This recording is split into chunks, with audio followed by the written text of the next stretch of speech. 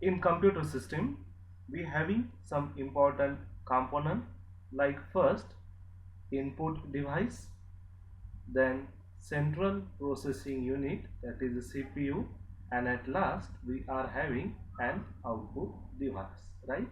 So basically we know input device is nothing but simple the keyboard with the help of which we are going to take the data in.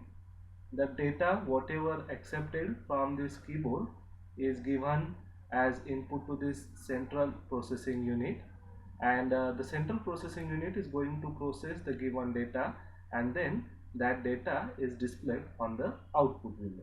Output window is nothing but what? Simple our output device. Okay, so here we are getting a data, the CPU is getting a data, then the data is processed by the central processing unit, and now the central processing unit is going to produce the final output. So when from in computer programming, especially for C, whenever the data is to be taken from input device, that data is taken with the help of function, and that function is called as scanf function. So simple, the scanf function is used to accept a data from user, that means to take the data as an input, whereas to display or to send the data to output unit, the function is used, and that function is called as printf function. Okay, so with the help of scanf function, the data is taken as an input, and with the help of printf function, the data is given as an output. So to take data as an input, we are using a scanf function along with proper conversion specifier, and processed data to give as an output, we are using printf function. So this is a structure of C program that already we had discussed. So in our C program, first we are going to put comments followed with preprocessor directives. As per requirement, we are going to declare global variables, and defined rule says that in any program there should be one function and the name of that function is a main. So we are declaring a main function, and inside this main function again as required we are declaring some variables which we are going to say as a local variables and a statements. So let us see how to write a program using C programming language in code blocks. Open web browser, type Google,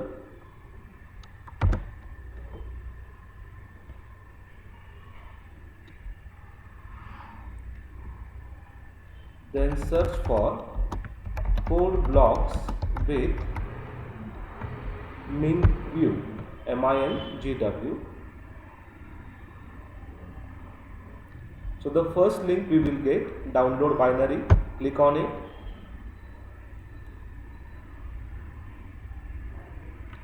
and as required just select the required setup. So here the code blocks 20.03 Mingw.exe, this file we are going to download. You can download it from this link or from this link.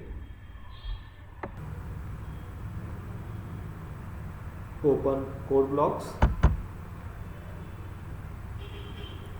Code blocks is the open source cross-platform IDE used for the programming purpose. Go to create a new project.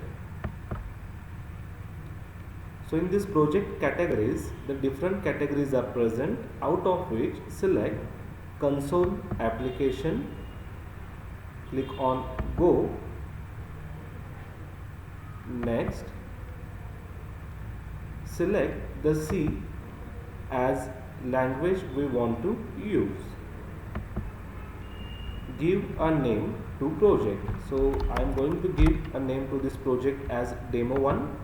Select a folder where we are going to store this program or code or project. So now this is called as a project manager window. In this workspace, the created project name, that is demo1, is automatically displayed, and in this sources we are having the main.c as a first by default file. So now we will see how to create our own file. So simple right click on it and click on remove from project. Go to file, new, empty file, click on yes, so that the file that we are going to create is get automatically added in project.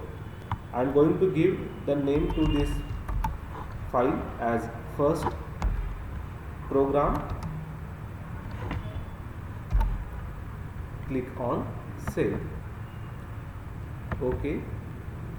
So here in this demo project, the first program, this created file, is now added. So write a required program. So I am going to now display simple hello world message on output screen.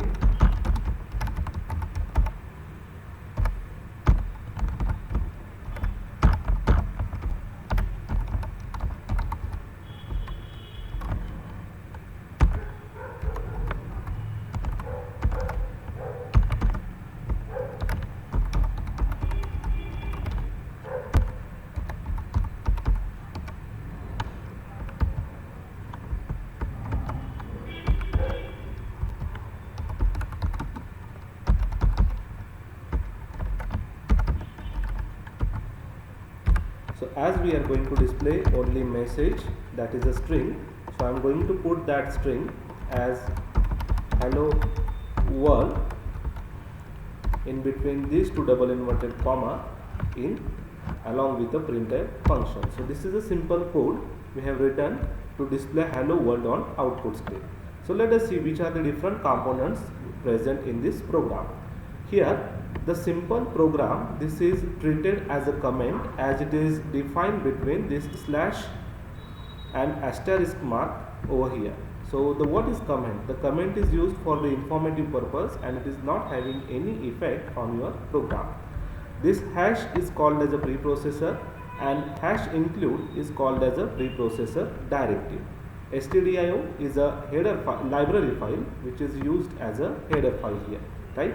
So what is library file? The library file is a file which consists of a declaration that is required to support the different various functions which are used later in a program.